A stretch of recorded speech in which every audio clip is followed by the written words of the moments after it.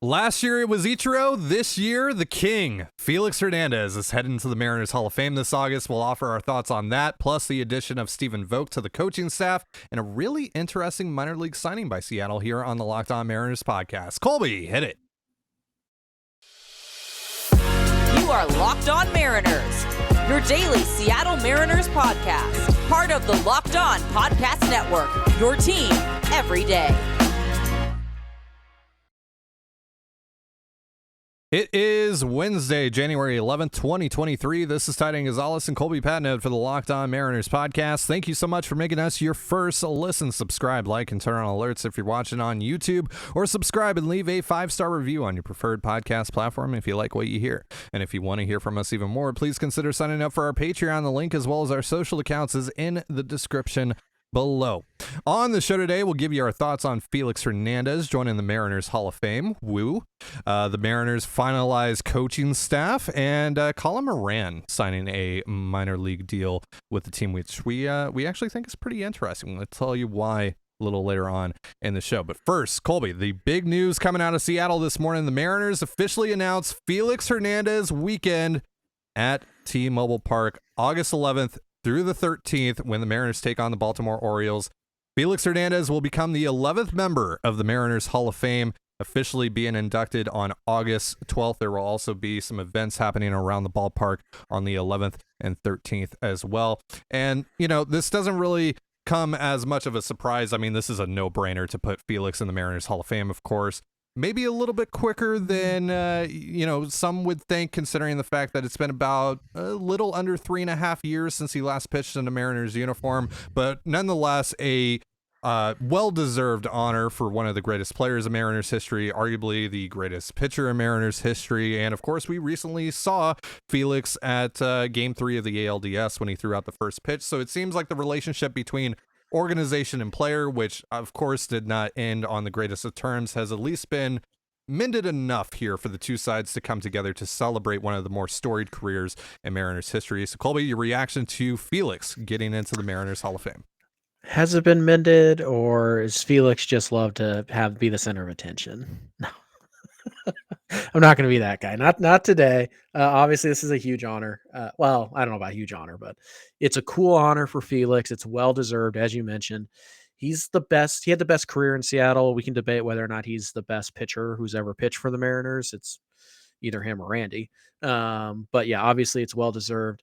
We're a couple years away from Felix starting his Hall of Fame candidacy, which I expect the organization to get behind fully. It's probably going to take a while to get him there too, just unfortunately because of how quick his career came to an end. But yeah, this is kind of the first step in that process. It was cool to see him at Game 3. Hopefully he doesn't punk out and do the like half-hearted first pitch attempt on his Hall of Fame induction night like he did in Game 3. That was soft, Felix. That was real soft. I'm assuming you had an injury because I always thought you were a competitor, and that was just like giving up. So I'm going to assume you'd hurt your shoulder golfing or something like that, but you'll fix it. We'll talk later. But in all seriousness, it's a big deal, and it's right on time. It's actually right on the same timeline as most of the Mariners Hall of Fame inductions. It's typically 3 years after you retire, essentially. And as we know, Felix didn't officially retire. The league retired him, but either way, it's been 3 years since he pitched in the big leagues. This is right on line. My guess is that one of the big announcements during the weekend will be plans for a statue. I would assume that's going to happen. Obviously there's pretty semi-famous pose you guys might be familiar with. That's pretty easy to put in statue form. So I suspect we'll get that announcement during that time. And it's always fun. The Mariners do a really good job with this type of thing. If they cut off John Stanton's talks for 5 minutes, things will go off great. And yeah, it'll be interesting to see. Obviously the reaction is going to be amazing. We know. We'll see if they do a King's Court. I would imagine they would. I would think it would be a Supreme Court. They get the entire stadium going on it. And it's just going to be really fun because Felix, for as critical of him as I was the last few years, he was, doing his own thing. He is, one of the most beloved players in franchise history. And it's a big deal when you invite these guys back and allow the fans to give a proper goodbye because, he got one right after his last start with Seattle, but there was still, it wasn't like that was his last start. We didn't think it was going to be his last start in Major League Baseball, right? Turns out it was. So yeah, it's nice to kind of have that moment again, say thank you and kind of kickstart Felix's Major League Baseball Hall of Fame candidacy with this fun little ceremony. So who do you think is going to be there? Obviously, they got to have Adrian Beltre there. I was about to ask you. All right, who's more likely to be there? Okay. Adrian Beltre or Kyle Seager? Adrian Beltre, I think. Yeah. Right. Yeah. So, I think it's a no-brainer that Adrian's going to be there. Maybe Siegs will be there. I would think that Siegs would be there. Yeah, he should be there. Yeah. I would look unfavorably upon Seager if he didn't show up for this. Assuming he doesn't have unless he was just not invited, right? Yeah. Which is not going to happen. Yeah. If Seager doesn't show up, it's going to be because he didn't want to or because he has some kind of family obligation, and that's understandable. But it's obviously, most of the other Mariners Hall of Famers will show up there, but how many teammates show up for Felix? Is Robinson Cano going to show up? Maybe it'd be interesting to see how fans react to Cano. I don't dislike Robbie, so I'd be fine with it. Is Nelson Cruz going to be playing? Can he show up? It'll be interesting to see who shows up to this thing. But yeah, I'd be borderline shocked if Adrian Beltre wasn't present, and that would be amazing. Yeah, incredible. Because I love Adrian. He's so awesome, and so and his thing with Felix is one of the funnest things about the 2009 to 2019 Mariners, like their little rivalry. So I suspect he's there. Yeah, I have to assume that he's going to be there, and hopefully some of Felix's other noteworthy teammates are at least going to be present as well. How many noteworthy teammates did he have, though? Kyle Seager. End of list. I'm just joking. I mean, Kyle Seager, Nelson Cruz, Robinson Cano. Those pretty much it. It was a rough era. Yeah, I mean, maybe Kuma's a part of. Is Kuma still a part of the organization? Yes. Yeah. So he would probably be there. Would assume. Get Cliff Lee there. They re-show that commercial of Felix naming off the famous people with two first names. Yeah, Bob Dylan, Elton John. Yeah, there we go. Martin. Get Elton John. Get him to perform. Why not? Why not? Yeah, let's do it. Obviously, Kit Harington will throw out the first pitch. King of the North. So I don't want it. Don't want it. All right. So statue Game of Thrones things. Locked on Game of Thrones. Let's make it happen. I'm down. I'm totally down. You listen, David Locke. We want Locked on Game of Thrones. Let's make it happen. All right. We got to get a statue. Obviously, you talked about that. There's obviously the pose, the perfect game pose. So got to make that happen. I would assume that's going to get announced, like you said. And then jersey retirement, got to make that happen in short order as well. I think that'll probably be. That's going to be a different ceremony, but that needs to happen sooner rather than later, I think. I think it's probably going to be closer to 7, 8, 9, 10 years from now, to be honest with you. That's just kind of their motto. They don't retire jerseys until you're in the Hall of Fame. And then Edgar was the exception because after the 9th year, it was largely assumed he was going to get in anyways. So, we'll see. I'm certainly not opposed to it, obviously. They could do it tomorrow, and I wouldn't care. It's not like I'm very liberal with the jersey retirements. Absolutely. Go ahead, retire Jay Buhner, retire Lupin. I don't care. Yeah, go ahead and retire those guys. They deserve it. Why not? And I'm even more liberal when it comes to the Hall of Fame. The fact that Mike Cameron is not in the Team Hall of Fame is a travesty. Absolutely. That is right up there with. Yeah, I'm not going to finish that sentence. But Mike Cameron should be there. Nelson Cruz should get in when he retires, I think so. And then obviously, and I think next year actually lines up. No, not next year. The year after will be Kyle Seager's turn. So, lots happening with the Mariners off the field in terms of retirements and stuff like that. So, but this one will be fun. I think this one will be much more jovial than the one we see for Kyle Seager in a couple years. I'll put it like that. I think this is going to be great, and a lot of tears are going to be shed and all that. It's Yep. going to be a very emotional weekend, just like the Ichiro weekend was as well. Not that you would know. The Mariners are playing all the hits though. The last couple of years here Sure, with the Hall of Fame. The Mariners do two things very, very well: Mhm. opening day and these Hall of Fame weekend things. Yeah, they're great at those. They're going to knock it out of the park. Yep. They got a lot going on at the ballpark this calendar year. They got the All-Star game and the everything that goes along with that, with the Derby and the Futures game and the Swingman Classic and all that, and then they got the Winter Classic for NHL in January as well. So a lot going on at T-Mobile Park. Rest in peace, outfield. They'll have time, and I believe in the T-Mobile Park grounds crew. I believe in them. I believe in you guys. I don't. All right. Of course you don't. The Mariners finalized their coaching staff yesterday, and there's a pretty surprising name on it who has a legitimate role on this coaching staff as well. So we'll talk about that. We'll also talk about the Mariners' newest or latest minor league signing, who we think is pretty interesting here in just a moment. But real quick, a reminder, this episode of Locked On Mariners is brought to you by BetOnline.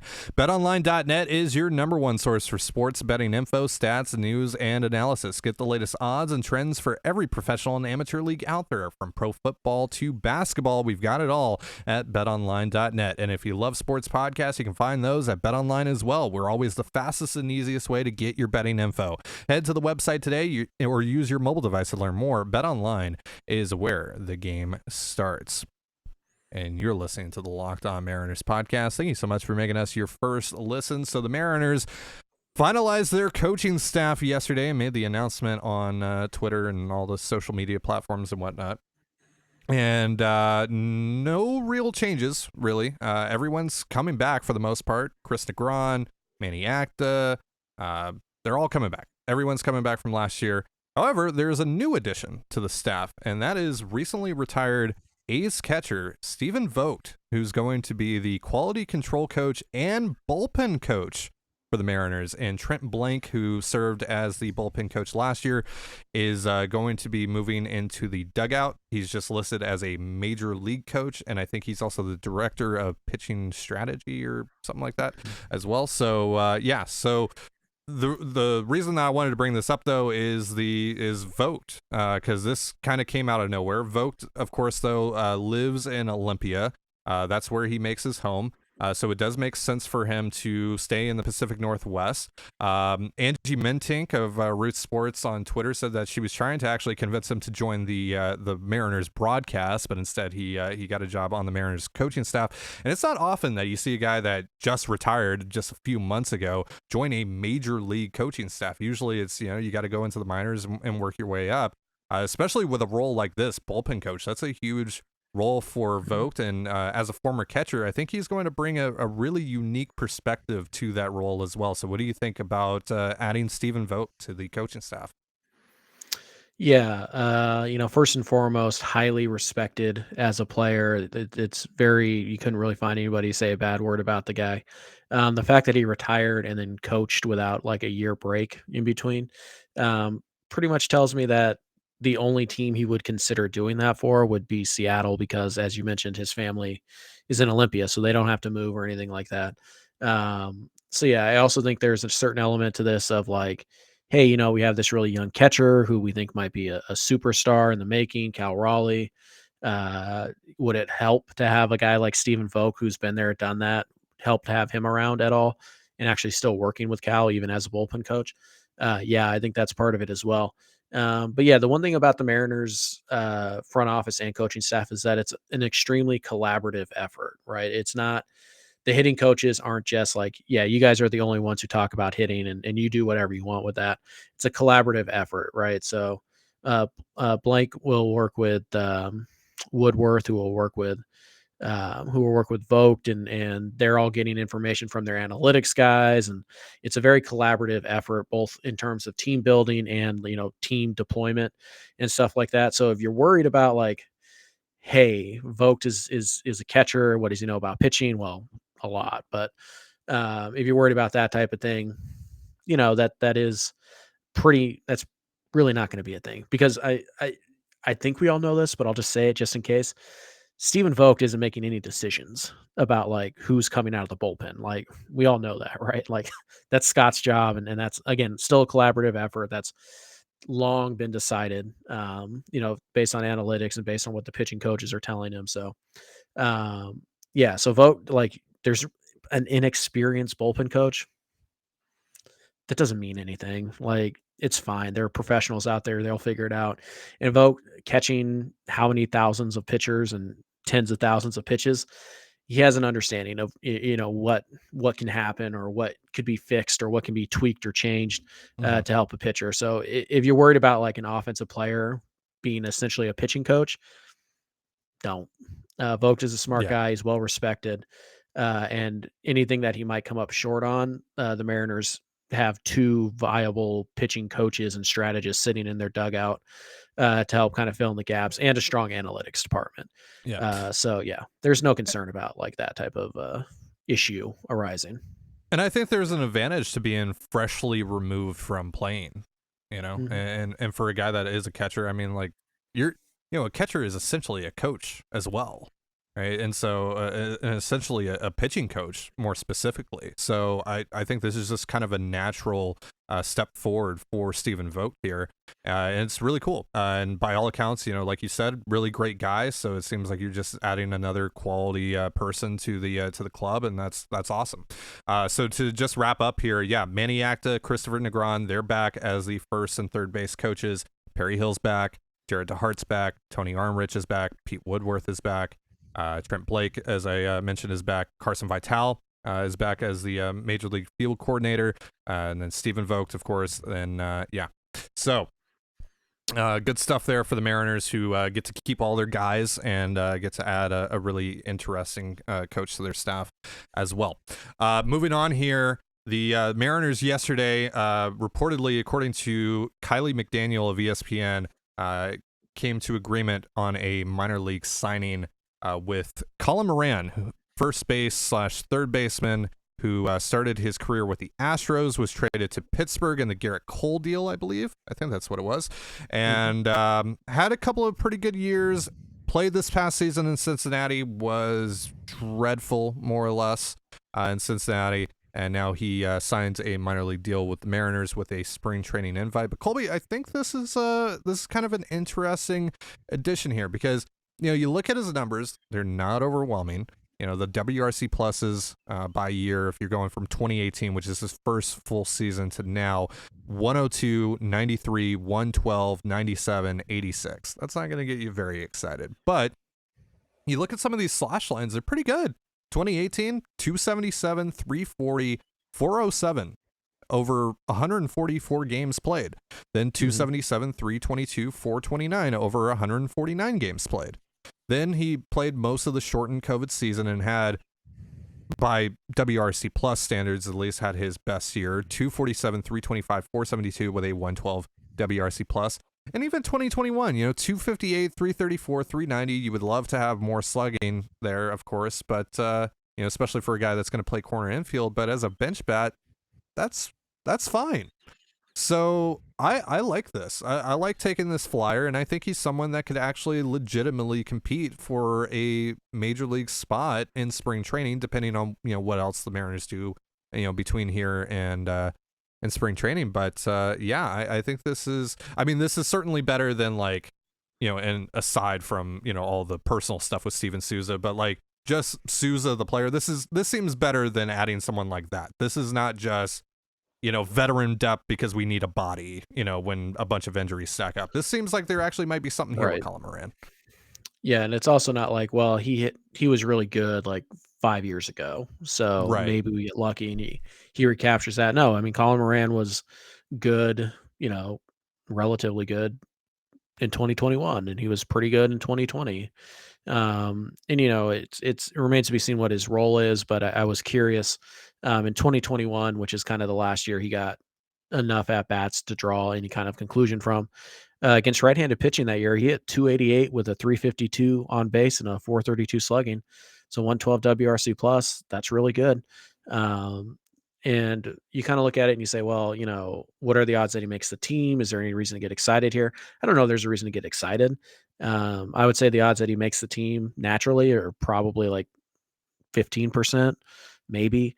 But the Mariners do have a couple bench spots that are up for grabs. And it's worth noting that if Eugenio Suarez or Ty France, get injured in spring training, knock on wood, Moran is the next guy up. He would be the guy to take that job because we know it's not going to be Evan White, not at first base, and obviously not at third. And even if you're willing to use Dylan Moore there, you probably don't want to use him every single day. Hence, Colin Moran playing third. And Moran's pretty good defensively. He's at least average. So I think there's a role here for him. Regardless of injury, I think he could be the 26 guy, and he could, provide some of those DH days when you want to give Eugenio or Ty France a half day off, which we know they want to do. They want to keep that DH open to rotate guys through. Those are two of the guys you'd be rotating. Well, now you have a major leaguer who is fringe average bat, let's say, who can go play those positions for a day and not absolutely kill you in the lineup. And those are the type of players that have value. Again, they're not players that you jump up and down and, you're not pumped to do. We're not doing an emergency podcast for Colin Moran on a minor league deal. But he's a valuable player. He's an interesting player. Is exactly the type of NRI that Seattle should take shots on. I hope they take a few more on a couple other notable major leaguers who are still out there. But this guy really does fill a role. And I don't know the terms of his contract. I don't know if he has an opt-out date or whatnot. But if he's willing to go to AAA and you can stash him there for a little bit, then it's all gravy. So I think this is a really good signing. And it's a little bit of a fun one, former first round pick. Yep. We know how Jerry loves to target those guys. Of course. But he is a left-handed bat, which you kind of need in your organization, and he can play first and third, which is a big benefit to you because, I don't want to say Ty France is definitely going to get hurt, but yeah, he'll need some time off. Let's put it that way. And Eugenio Suarez needs some time off too. He was an Iron Man until he broke his finger. Maybe he could be a little less streaky if he wasn't having to play 45 games in a row between days off. So we'll see what Moran's ultimate role is. I don't think it's likely he makes the team, but it's certainly not zero. And that's what makes this a really interesting NRI. So he strikes out non-roster invitee, by the way, of course, in case you weren't aware. Yeah. He strikes out a little bit more than you would like. Obviously doesn't hit for a ton of power, which, but I feel like that just only matters if he's actually a starter. In terms of just a bench player, like he's hit for a high average. His career average right now is 263, which is above average. 30 points above league average. Yeah. So, and then, 327 on base percentage career wise. Not bad. It's about 10 points above league average. Yeah. And then, 415 slugging percentage again. You would like, more power out of a corner infielder, but overall, that's pretty solid. That's about league average. Yeah. So I believe his career WRC plus is 98. Yeah. Right. That feels about right. He's an average hitter. 263, 327, 415. Career strikeout rate of 22.3%, but that's gone up over the last few years. He was at 23.4% this past season, then 24.2% the year before that, and then 26% in his career year in 2020. Right. For reference, major league average is about 22% strikeout rate. So the career average is the career average on his strikeout rate is essentially league average. And then 8.4% walk rate. That'll play. I believe league average is 8. So, yeah. There you go. He's an average hitter. He's an average hitter. Yeah. Right. Which, considering, how many, can you say that about Taylor Trammell? No. Can you say that about Cade Marlowe? I mean, literally, you can't. We haven't seen him in the major leagues. You can't even really say that about Sam Haggerty with any confidence. At least left-handed hitting Sam Haggerty. You certainly can't say that about. So, yeah, there's a chance, man. There's a chance he makes this roster heads up, and it would make some sense. But we'll see. I feel like, nobody cares about the guy who's just average at everything, but an average major league player as the 26th guy on your roster, it's valuable. It's got value. You could be in a much worse spot. And we'll see what the Mariners want to do. And obviously there's guys that have a lot more upside that are also battling for, those 25th and 26th spots on the roster, essentially. So we'll see how it all, comes together. But I mean, you could be in a much worse position at opening day if your 26th man on your roster is Colin Moran.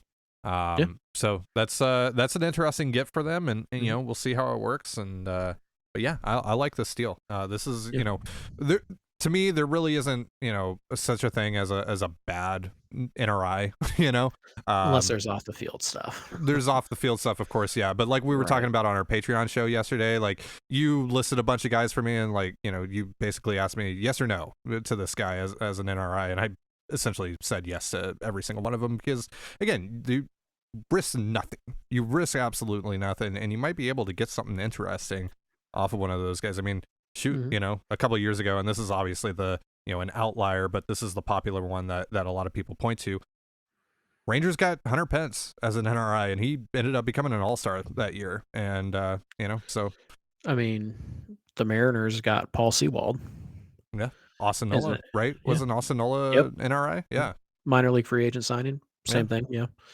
So yeah, like I said, nobody ever gets excited about these guys, but you do have to take these shots, and sometimes they pay off. And I don't think anybody expects Colin Moran to be an all-star or turn into Austin Nola or anything like that. But again, the fact that you have a major league quality hitter in your depth right now entering spring training is pretty big, because honestly, anybody who we would say is definitely a major league hitter at this point was already going to make this team.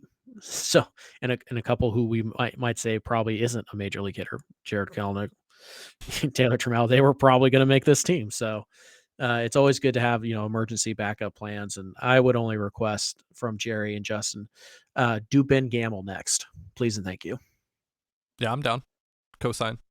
Of course you are. It's Ben Gamble. Obviously. I mean, if you guys have any doubts, just look up the Turn Ahead the Clock Night Ben Gamble and those jerseys. Mm-hmm, there you go. You'll be convinced. Plus, this team, for all of its goodness, lacks flow. It needs some more flow. That's true. That's true. Logan. They used to be the kings of flow. They did, man. They did. Yeah. And then I'm just saying, you need a little more flow. You have Logan Gilbert, but like that's like double A. I feel like one of these years, Logan is just going to show up at spring training with like all of his hair cut off, and it's just going to freak us all out. Man, I don't know. It freaked me out when he started growing that goatee. I mean, it worked for him. He started pitching better with it somehow. Yeah, but it's not a aesthetically, it was not a good idea. Full beard, pal. Full beard. Yeah. On the sides. Yeah. Let's get on the sides. Let's get some more facial coverage there, Logan. Yeah. All right. Whatever. So, if he pitches like he did in September, by the way, then he can keep it. There you go. Yeah, I won't complain if he's pitching like that. Yeah. All right. So Friday's show, programming note, if you missed it, is going to be a little bit different. We got an interview that's going to last the entire duration of that show with Casey Sadler, Mariners right-handed reliever who's looking to make the team after missing all of 2022 with a shoulder injury. We had a really fun discussion with him, so be sure to look out for that on Friday. That's going to drop Friday morning, so a lot earlier than we usually post, so be on the lookout. Pretty much it's going to be up as soon as you wake up, if I had to bet. This time when you say your first listen of the day, you won't be lying. Yeah, exactly. Ooh. Exactly. That must be new and exciting. Ooh. Exactly. Yeah, we're in uncharted waters. Yeah. You wanna maybe drop your hint about something else we're doing next week? Apparently. Yes. And for those of you that like free stuff and like us giving away free stuff, not Colby, Ty Dane Gonzalez, Thigh Zane Chicken Leg Gonzalez will be giving away something. You'll have to find out next week, so be sure to tune in. First time for everything, huh? All right. Neat. Hey, I'm finally investing back into the show. I'm finally showing that I do in fact care about you guys, contrary to what this guy, I'm going to point in the wrong. Hey, I pointed in the right direction. There we go. Let's go. I did it. All right. That's going to do it for our show. Thank you so much for joining us here on the Locked On Mariners podcast. For Colby Patnode, I'm Trident Gonzalez. Be sure to give us a follow on Twitter at LO_Mariners. You can follow me at Dane Gonzalez, CANEGNZLZ, and Colby at CPAT11. That's CPAT11. You can also find all that stuff in the description of this episode. And thank you again for making us your first listen. Now make your second listen. Locked On MLB Prospects. Host Lindsey Crosby is a prospect encyclopedia, and he's going deep on the MLB stars of tomorrow. It's free and available wherever you get your podcasts, just like us. And with that, have yourself a beautiful baseball day, and we'll see you on Friday. Peace.